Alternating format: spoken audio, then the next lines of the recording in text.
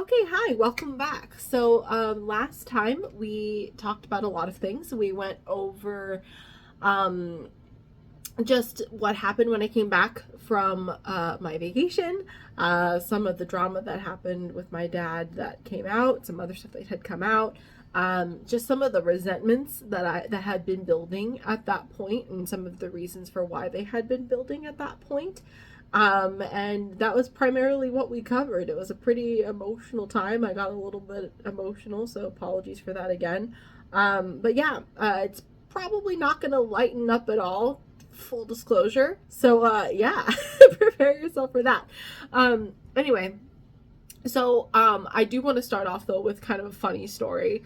While we were in the hospital. So my dad had this uncanny ability to just extract like absolute devotion from men. And I don't know how he did it. Like, to this day, I would watch him and I'd be like, that's just incredible. I don't know how you did that.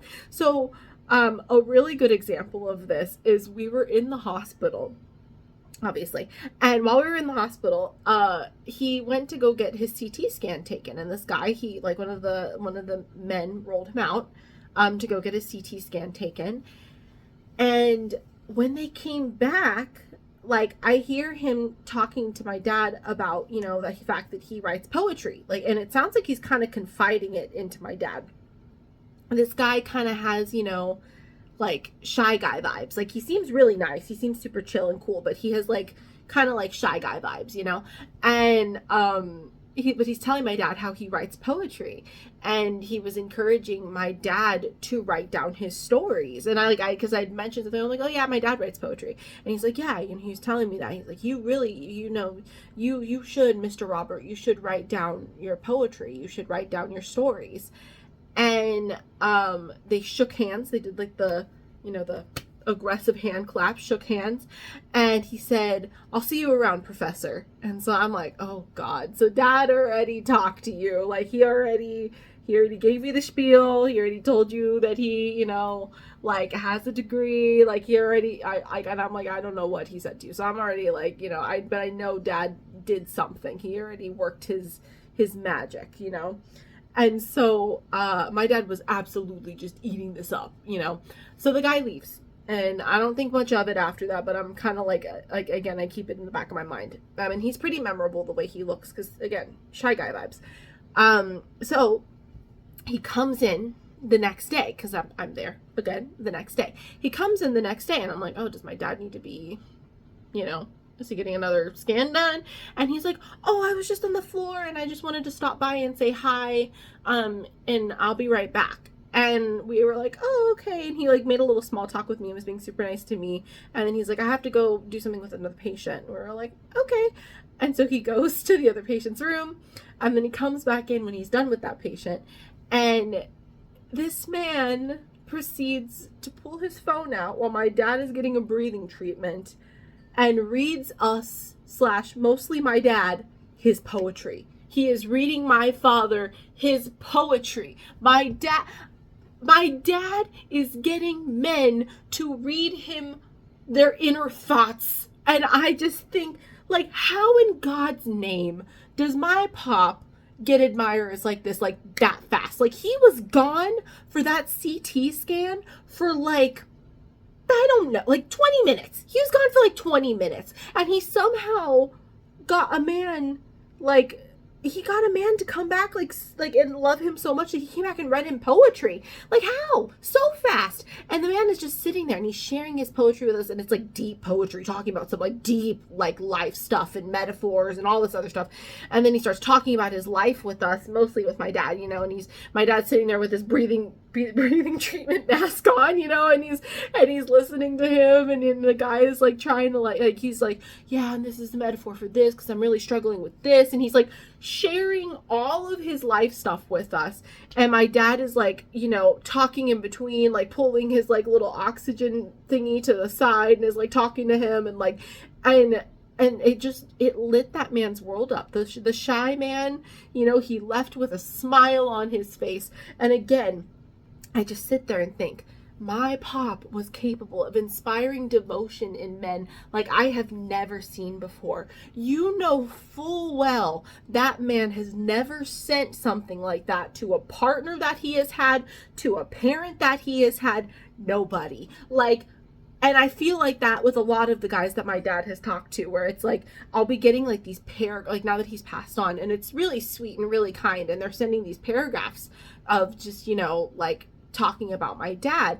And I'm like, I hope that you talk to your partner like that. I hope you send things like that to your wife and to your girlfriend, because if you're just sending that to my dad, that is super not fair, because I'm sitting here just like, bro, most women, they can't get a text back, all right? Like, we all know this. Like, dating culture sucks now. But most women can literally not even get a text back. And my dad's here having men come and read him poetry in the hospital room after he knew the guy for like 20 minutes the day before.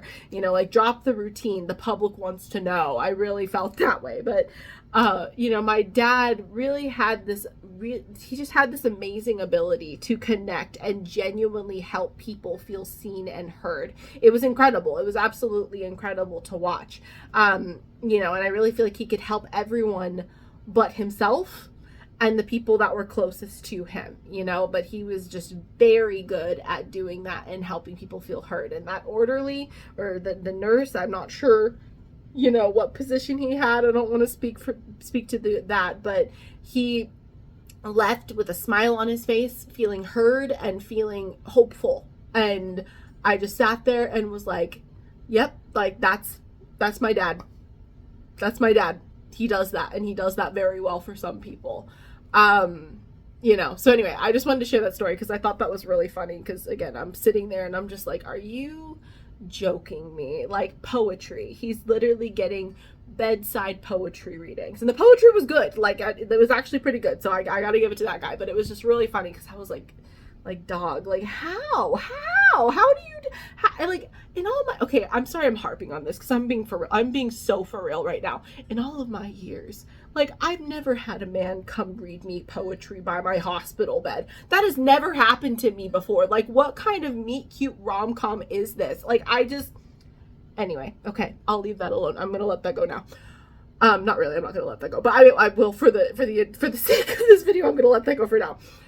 Anyway, so jumping back in, so we were working a lot to get some stuff cleared up, because it's like, okay, we know at this point the goal is to get you transferred into a full-time rehabilitation center, because you have, you're going to need rehab. You need full-time rehab. You need full-time care. You still can't quite, like, you can get up and you can walk, but we want you to get stronger at that. We want you to be able to do that without assistance, to stand without assistance. We want you to be able to do very basic things for yourself, like to be able to cook for yourself. Like, like, they were pretty hopeful that we would be able to get him back into that again.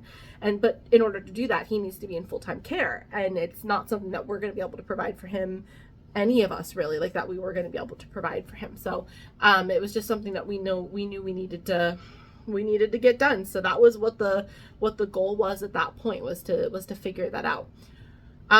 So in the process, it was actually really weird, the timing of this, because again, my dad went into the hospital in April, and his lease for his apartment that he was in was up June 1st. So we needed to move all of his stuff out by June 1st. And it was just, again, really weird, this timing, because it was like he was already up to, like, move out of his lease. And so it was like, it was perfect timing. We didn't have to break his lease early or anything like that. And it gave us the time we needed to pack up his stuff.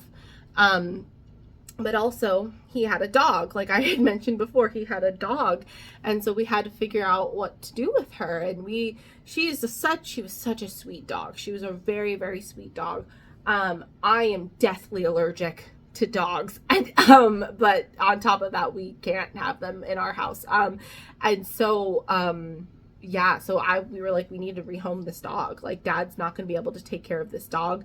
That was going to be something that needed to be handled very delicately with him, because, he was very attached to this dog, but it was also like, you're not going to be able to care for this dog. You can barely care for yourself. You need to focus on yourself right now. And so we were able to find a really good home for this dog. she's now, I'm happy to say, as the update, because actually somebody brought this up to me, one of my friends brought this up to me when I mentioned the dog a couple videos ago, was like, what happened to the dog? Like, she is living her best life right now. We rehomed her with this really sweet couple that my mom knew, from her work. Like, she knew their daughter, and they live up, like, they're, you know, up in a mountain community, and they have a dog, and they are very accustomed to having dogs. And I swear, we took her to meet them. We took them down, his dog down to meet them, and she got out of our car, because she's a very docile and very sweet dog anyway, but she got out of our car and she saw them and she sniffed at them, and literally no transitional period at all. Like, they grabbed the leash and she's like rubbing into them and she's following them everywhere. She got up into their truck, no problem. Like, it could not have gone better. It literally couldn't have gone better. And she's now, you know, again, living her best life up there, going on walks, enjoying things, chasing squirrels, you know, the whole bit. Like, she's living her best life, coming from an apartment where she was locked in all day and she wasn't able to go out on walks and everything. Like, she's now able to get a really good quality of life. So for all my friends who are animal lovers out there, she has a very happy ending. She had a very happy ending. So all is well with his dog. So we were able to rehome his dog. We were able to clean out his apartment. And that was a little bit weird too, because, like I mentioned, his girlfriend was there. And so when I showed up, you know, she'd already packed his clothes and stuff, which I was like, okay, that's weird, but, you know, thanks, cool. And then she was like, oh, I don't want to take his stuff though. And my dad wanted her to take his shoes originally. And she's like, no, I don't want to take his shoes. I just want to take his suitcases. So you take his shoes. And so it was really weird. So I ended up with like a ton of my dad's stuff, when we were moving it out.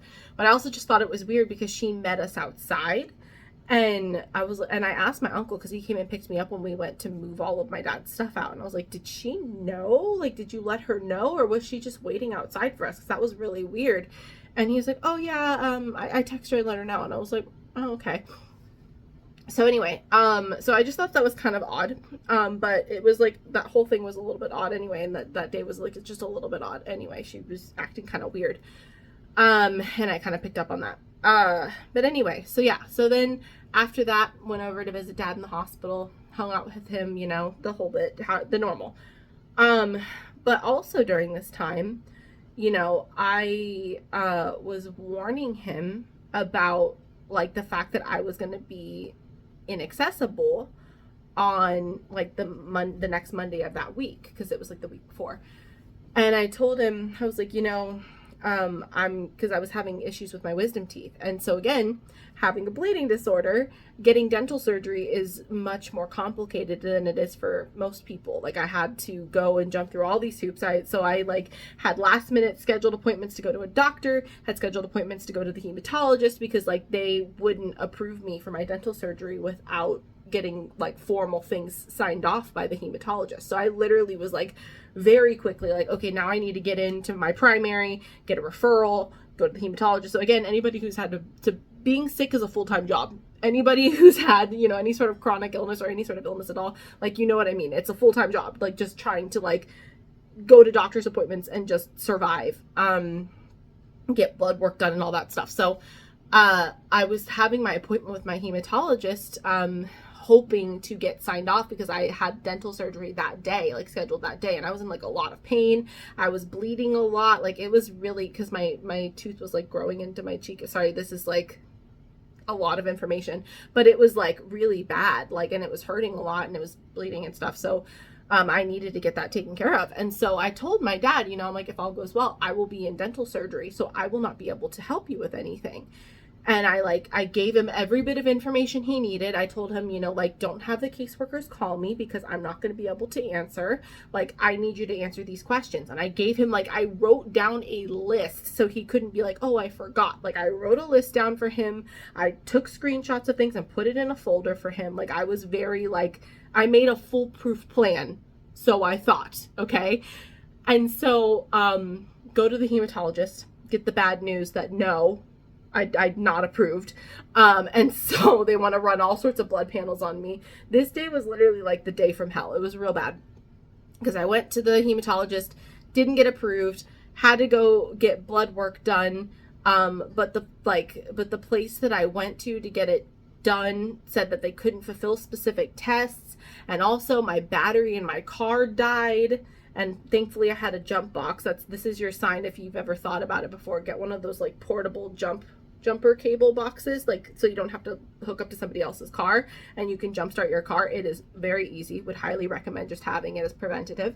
But anyway, I was jumping my car trying to get that done, and I ended up finding out I have to go to the hospital to get these specific tests done. And I'm getting phone calls in between before I go to the get my blood done. I'm getting phone calls from the caseworkers. And I'm trying to sit there and explain stuff to them. And they're like, that doesn't make any sense. I'm like, listen, I'm not a doctor. I'm not in the medical care system. All I can tell you is what I know, and they're arguing with me, but I'm just like, I cannot help you. Like, I can't help you. He has all the information you need. You need to go talk to him, because I'm not even technically like he's been declared like legally capable of making these decisions for himself. So you really should go speak with him, because but on top of that, again, I had told him like, hey, make sure you handle this, because I'm probably going to be out for the count. And so at this point, it wasn't him calling me. It was like the caseworker. So I just kind of let it go. And they were getting a little bit attitudey with me, but I don't blame them, because it's, at this point, he's been in for a really long time. They usually like to shuffle you out pretty quickly at those types of hospitals. So anyway, so I went to the main hospital to go get my blood drawn. And my boyfriend, at this point, because I called him and I'm like, this is really bad. like my car keeps dying and I don't know what to do. And the battery keeps dying. And because I literally had to jump it 4 times at that point, because it was the short stints I was driving from parking lot to parking lot for different things. Because it's all in a clustered area. It kept dying over and over again. And so it was a nightmare. And so I went to go get my blood drawn. And he showed up right after I had gone in, had to fill out all this paperwork and everything, which was a total pain. But I'm sitting there, literally about to get my blood drawn, and my phone rings. And it's my dad. And I was like, I literally told you I need to not be bothered today. I'm literally getting blood drawn right now, and you're calling me? And so I answered the phone. And I was like, you had better, this is very off color now, but I said, you'd better be dying. What is it? What do you need? What's wrong? And he was like, oh no, it's nothing serious. The caseworker wants to talk to you. And I was like, I'm literally getting blood drawn right now. Are you serious? And he's like, he or she is. He just hands her the phone.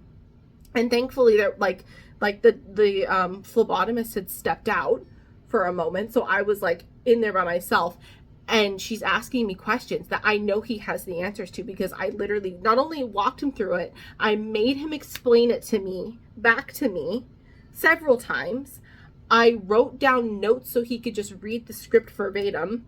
And I also had screenshots. And so I'm telling her, I'm like, if you look in his notes, this. If you look in his pictures, this. This is me just quickly explaining it to you. And she wants to ask more questions. I'm like, I cannot stay anymore. I have got to go. Goodbye. And I just hung up the phone because the phlebotomist walked back in. Drew a bunch of blood. My boyfriend shows up. He looks at the car and he's like, okay, I think it's going to make it to AutoZone. Let's just jump it one more time. Jump it again, go to AutoZone, replace the battery. And while I'm sitting there with him, because again, I'm frustrated because I can't get dental surgery at this point, but my dad doesn't know that. He thinks, for all intents and purposes, because I didn't tell him I wasn't getting dental surgery, he thinks that I got dental surgery. And he's texting me and he's like, hey, what's the name of that surgery I'm going to get again? What time is it? Or what, the procedure, not a surgery. He was getting a procedure to check his heart and make sure that his heart, just check his heart and make sure that the veins weren't clogged and stuff like that. And so he's asking me what the name of it is. And he's asking me what time the surgery is. And I'm like, you're literally in the hospital. You're in the hospital. You could ask, you could just turn to any nurse and ask them, and they will tell you the answers that you need to know. Why are you texting me right now? And then he's like, oh, I need help filling out my insurance stuff. He's sitting there actively, and I'm like, are you going to do this yourself, or do you need me to do it? And he's like, no, I'll wait for you.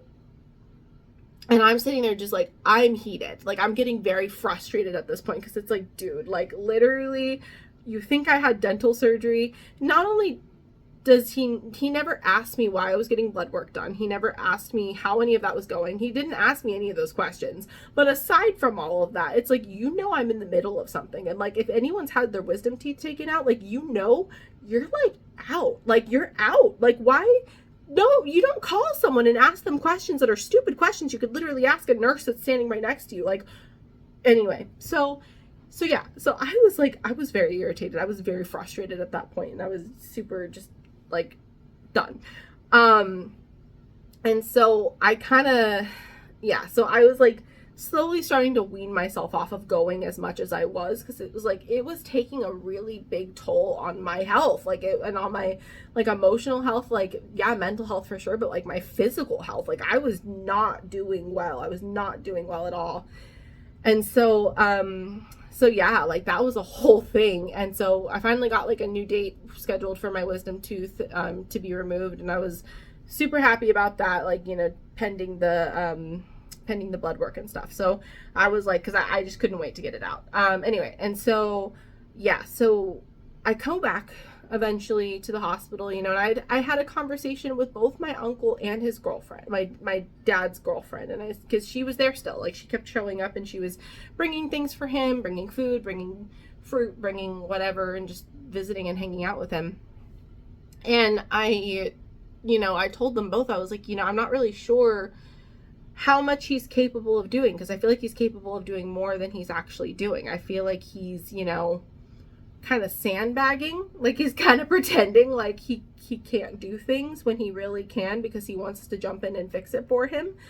And so, like, you know, I'm like, so we really need to just figure out what we're going to be doing here as far as his just discharge plan goes, and filling out his insurance and all that other stuff. And so like they both kind of agreed with me. They're like, yeah, no, I agree.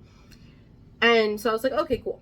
So I'm going in, you know, visiting dad, and like, he'd done this a couple times, but one of the last times I went to visit, he did this. He was like talking to like the nurses, and anytime a nurse would come in or like somebody would come in, he got removed to an even lower care unit. So it was like he was in like, you know, he was in ICU, then he got moved to CCU, and now he was like moved to like the top floor where it's like, okay, we're not worried about you. Like, you know, like we're not like that worried about you.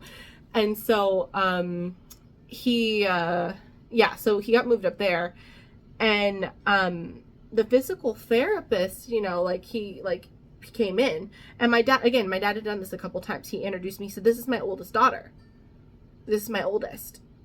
And I just looked at him, I'm like, you mean your only daughter?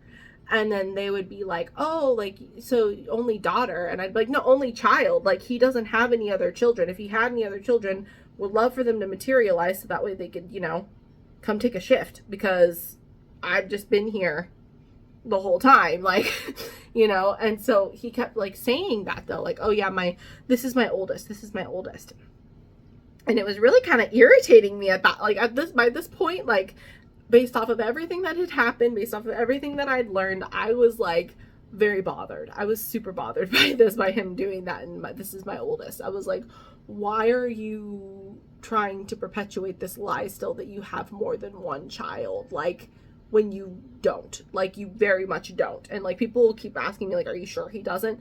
Like, if he knew that he had one, he would have exploited it. And I don't think any of the girls that he would have been with would have not told him. So yeah, no, if he had a child, he would have said something already, because that's just how he was. He couldn't have kept a secret like that. I mean, that sounds ironic, but like a secret like that, like he couldn't have kept a secret like that. I know he couldn't have, just based off of past experience with him. But anyway, so, yeah, so that happens, and I'm like, okay, I'm kind of annoyed. Then the physical therapist, I can tell, is another one of dad's, you know, gentleman callers, and I'm being sarcastic, I'm sorry, like another one who like really loves my dad and is very attached to my dad, I can tell. And he's like, okay, Mr. Robert, are you ready to go? And my dad's like, yep, let's do it. And so they're like, he's like, you want to see your dad walk? I'm like, sure. And so I'm walking behind him with like the wheelchair, and like in case he needs to sit down or whatever. And we get to the end of the hallway, and then my dad sits. And my dad, casually drops the fact that I'm a doctor again. Like, well, like, honey, like, you are a doctor after all. And he'd done this several times at this point throughout his hospital stay, where he kept, being like, well, why don't you go become a medical doctor? Like, you might as well become and I'm like, I'm not interested in that. That's not something I want to do. But he like dropped that in front of the physical therapist, and the physical therapist was like, oh, okay, are you his daughter? And my dad was like, yeah, that's my oldest. I was like, again, I corrected him again. I'm like, you mean you're only, because you don't have any others. And then the physical therapist, bless him, looked at my dad and said, oh, so as to a man who has 2 daughters, what advice can you give? So this is me interjecting something as an editing note. So if you are a father or a mother or any sort of a parent, right, and you have a child and you meet somebody who has a child who you see as semi-successful for whatever reason, instead of asking the parent what they did, this is just a hot take, instead of asking them for advice, it's probably best to actually ask their child, because their child could tell you a lot better what they did or didn't do, what they needed and didn't get, or what they needed and did get that was very helpful for them. They could probably tell you a lot better how to be a good parent and how to be a better parent than the actual parents could be. Just because parents can be very biased, and we can be very biased if we, are giving advice. We tend to dress up the best parts of ourselves and what we think is going to be the best part, but isn't always actually feasible. And again, I think that kids tend to hold the secret key to wisdom, and that we should listen to them and we should value their opinions about these types of things, because no one knows better than they do what they wanted and needed and did or didn't get. Anyway, off my soapbox. The amount of internal screaming that started when that man asked that question was just like insane. Like, I just was like, no, don't, no, like, oh my God, no. And so I'm sitting there just like, okay, let's just see what he has to say. And my dad says, he sits there for a second. He's like, just be there for them and love them, and he's like, and don't lie to them. When I tell you, I literally snorted. Like, I snorted with laughter when he said that, because it's like, okay, so you must be speaking from like, not from experience. You're speaking from a place of what you wish you had done, or what you now know, right? Like, because you didn't do that. So I'm sitting, and this guy's just like, yeah, and he's sitting there like eating up what my dad's saying.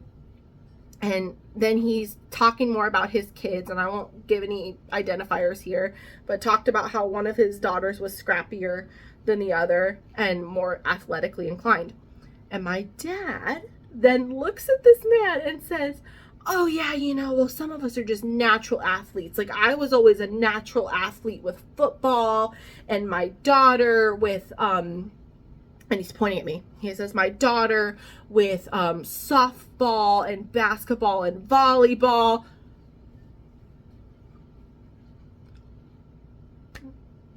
We've talked about this. I've never played softball. I played baseball for a short second. I played basketball for a short second. You saw the dribbling form in that picture. You know I wasn't good at basketball. And I never played volleyball.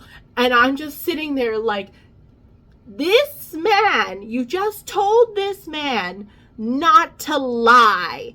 And then like 30 seconds later, you lie in front of my face. And my uncle was there, his actual brother, my uncle, and I looked at him Like, are you hearing the thing? Did you hear the thing? And my uncle is just like shaking his head, just like, he's like, yes, yes, I heard it. Yes, I know, I know, I know. And he's just, cause he heard it. And I was like, I'm done. I am done. Like I am done. I'm done now. And so we walk back down to the end of the hallway. I'm pretty sure my father can feel my displeasure because I think everyone can feel it because I was very displeased. And so I drop him off. He has to go to the bathroom, so he goes into the bathroom. And my uncle and I go sit in the hallway because they gave us paperwork to look at filling out because his girlfriend wanted to fill out FMLA. And then also there was extra paperwork that my uncle wanted me to look at. And so we're sitting in the hallway. I'm looking it over. And at a certain point, I'm like, did you hear what he said? Did you hear what he said? And he's like, I know, I know, I know. And like, he's upset. And I just told him, I was like, I can't do this anymore.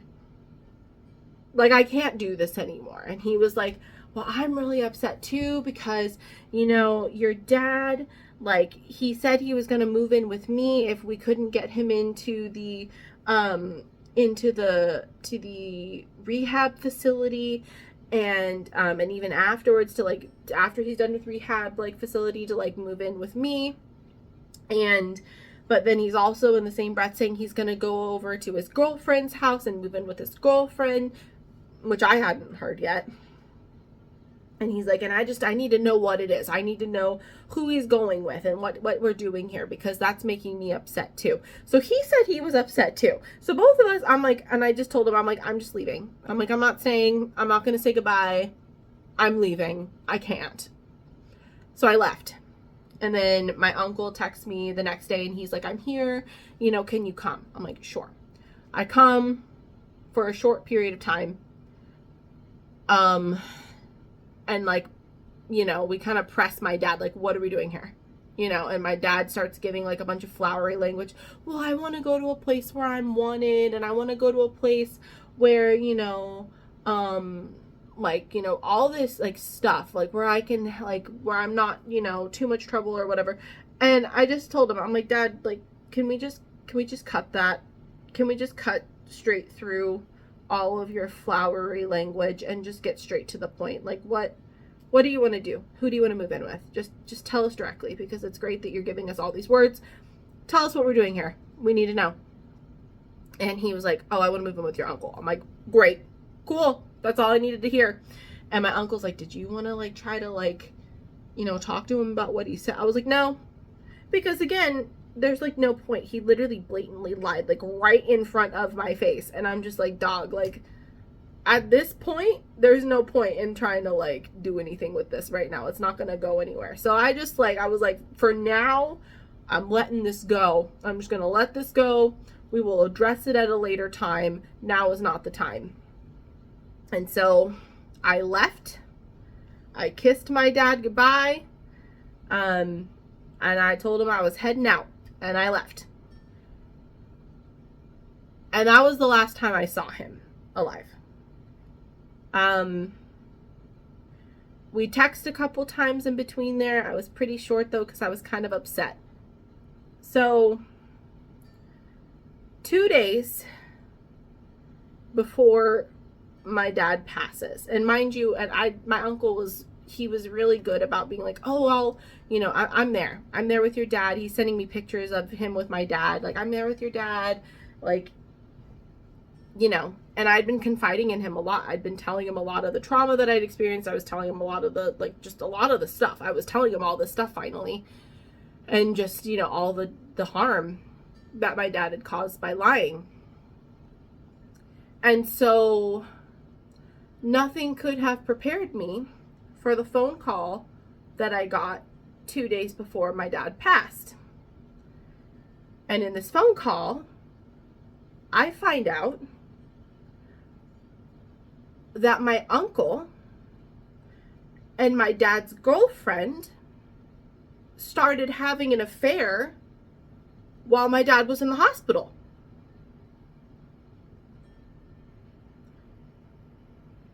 So I find this out.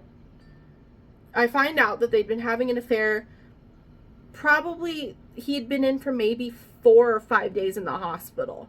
So, do we remember when I said, like, a couple videos ago that his girlfriend was just really fed up the day before I left for Aruba? She told me she was going to reach out to my uncle, and she was going to have him pick up my dad's wallet. And she was saying, I'm not so sure that I want to come back. And I definitely don't blame her. How could I blame her, And so at that point, she's, told me that she was making plans. She was going to make plans with my uncle to make sure that he had all my dad's stuff, because she wasn't sure. She wasn't sure if she was going to be in or out, and she didn't want to be holding his stuff if she was like in limbo like that. So yeah, so she was going to contact my uncle. Do we remember that? So, I'm pretty sure that's when it started. I'm pretty sure that was the first time that it started. So, all this time, they've been together. This whole time. And I'm sitting there thinking, So, I've been talking to my uncle this whole time, confiding in him. He's been sitting there giving me the runaround, saying that she's still showing up because she's in love with my dad. I'm questioning everything now. I'm questioning everything now. And at this point, like, it sounds kind of messed up, but after the initial shock wore off, I just sat there and thought, well, it's nothing he didn't do. It's nothing my dad hasn't done, I'm just thinking that to myself. It's real messed up, though, how all this went. I didn't like the fact that he was lying to everybody, and that they were lying to everybody, and that, like, I had taken him into my confidence and was confiding all these things into him, and that the whole time he was, like, lying to me. And then, like, it was just really, it was bizarre, and all these things started to kind of make sense. But it was just really weird. And I was like, I don't want to get involved in that. I don't want to get involved in that. I don't know if he's going to tell my dad, because, like, it was kind of going around that he was going to tell him. And I was like, I want to stay out of this. I don't want my dad asking me any questions. So I just didn't go. I did not go over, because I was like, I don't want to be involved. I need a break. Like, the things that happened with my dad was already too much. Finding this information out was just a lot. And I was like, I need a break. So, yeah. So I didn't go back over until the day that he passed. So, yeah, I'm going to leave you with that. We'll talk more about this in the next one for sure. Yeah, so I'm going to leave you with that. So thank you for joining me on this incredibly long and twisty journey. Please remember to keep an open mind and to be kind, because the truth will follow behind.